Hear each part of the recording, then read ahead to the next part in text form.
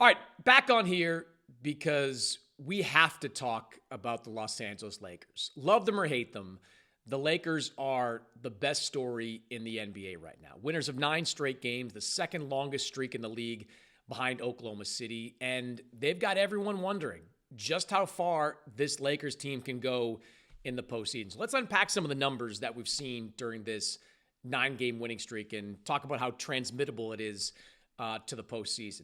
The first 62 games of the year, the Lakers had the 10th best offensive efficiency. They have jumped to second overall in these last 9 games. The defensive rating has gone from 22nd to 10th. So right now, the Lakers have a top 10 offense and a top 10 defense. Their net rating was plus 0.02 for the first 62 games. That's jumped to plus 8.6. So they're winning games by wide margins, during this stretch. Individually, they have seen some guys make some big jumps. And we got to start with Luka Doncic, who over these last 9 games is averaging 40 points per game. That's the most in the NBA. The 60-point game that Luka had against Miami on Friday, for me, that is the best individual offensive performance we've seen this year and the best offensive performance we've probably seen in many years. With all due respect to the 83 that Bam Adebayo put up and some of the great outbursts we've seen in the last couple of years, when you consider the circumstance, the Lakers getting in around 5 o'clock in the morning to Miami, playing a game against the Heat that night, a game that was competitive throughout. Luka had 60 points in that game. They did every single one of them to win. That, for my money, was the best offensive performance we've seen, at least this year and probably over the last couple of years. And some of the numbers that Luka is putting up during this stretch is just ridiculous. He's shooting 49% from the floor. He's shooting 40% from 3. He's throwing in 8.5 rebounds, 7.5 assists.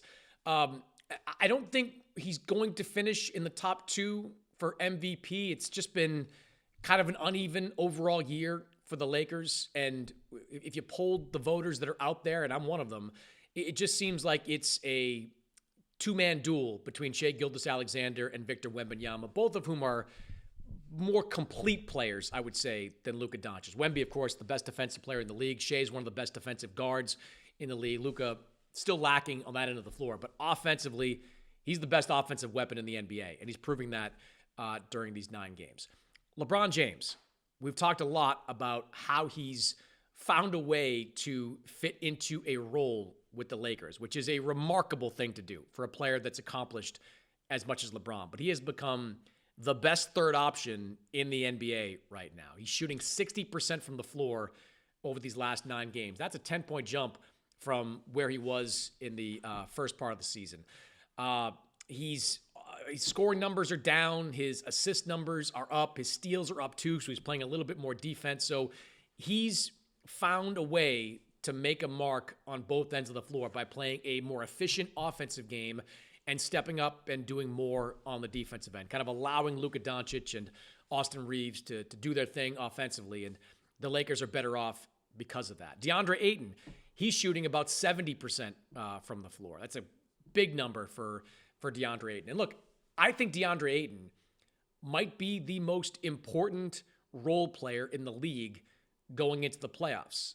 Deandre has had some phenomenal quotes throughout the course of this year. Remember when things were down, he said, they're trying to turn me into Clint Capella. Well, now that things are turning around, he's been talking about why. And he had this quote recently. I want to read it. He said, quote, "I just started looking in the mirror and said, yo, you're not that guy.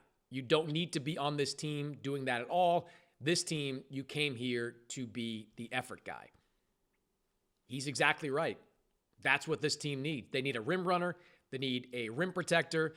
They need a dirty work type of guy who gets his points at the rim off lobs. That's what Deandre Ayton has been over these last few weeks. And the Lakers clearly are benefiting from it. And I don't think it's hyperbolic to say he's the most important role player in the postseason. I mean, look at some of the teams they're going to play. Like if the playoffs started today, the Lakers would be matched up with Minnesota. That means they get the front court of Rudy Gobert, Julius Randle, Naz Reid. You need DeAndre Ayton to play well in that series. Second round, San Antonio, that Wembanyama guy. Conference finals, Oklahoma City, Chet Holmgren, Isaiah Hartenstein.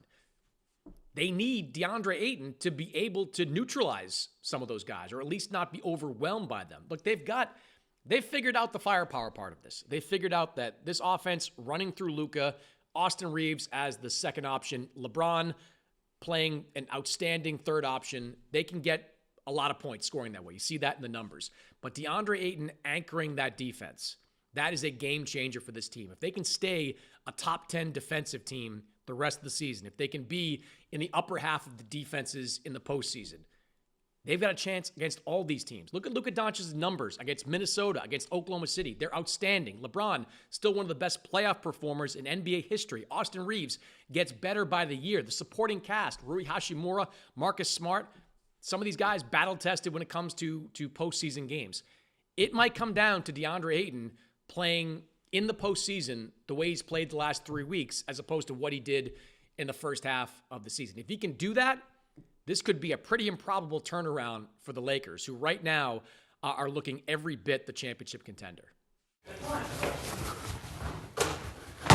Hit subscribe for more news, highlights, and analysis from the NBA on NBC.